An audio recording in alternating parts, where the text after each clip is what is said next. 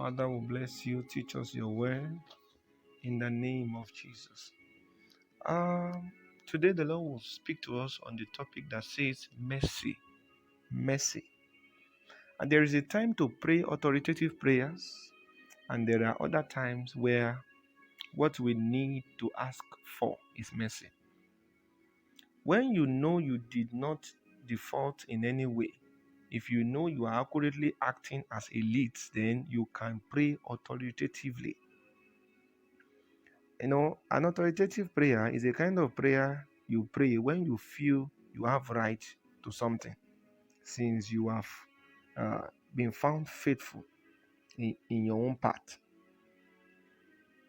If you have faithfully done your part and you want God to play his part, then you can pray an authoritative prayer.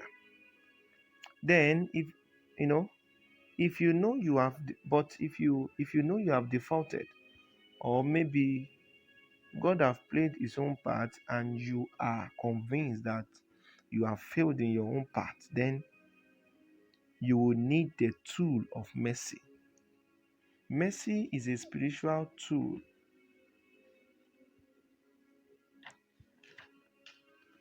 Mercy is a spiritual tool that supernaturally makes an offender escape the consequences of his sins or of his actions. It is a tool that is so powerful that it prevails over judgment. By mercy, a person who should be condemned will gain total freedom from condemnation. Authoritative prayer is done when you know you are standing right as per a particular instruction given to you by God.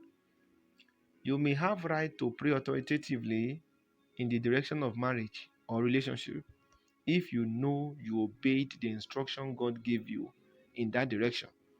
Obedience is what strengthens authoritative prayer. A man may have right to pray authoritatively in a particular aspect of his life and not have that right in some other areas. Therefore, anytime you are not qualified to pray an authoritative prayer due to some divine protocols you have violated, then wisdom demands that you settle for mercy. If you pray authoritatively when you should ask for mercy, you may be taken for a fool. And if you go for mercy when you should pray authoritatively, then you may be taken for a babe in the spirit. That means an immature person. For instance, when the Pharisees brought a woman to Jesus with the acute evidence of how they caught her in the act of adultery, this woman also kept quiet. She kept quiet and didn't bother to argue with them because she knew she was wrong. The Pharisee brought out their reasons for which the woman should be condemned before Jesus, but the woman didn't argue with them. She didn't speak out.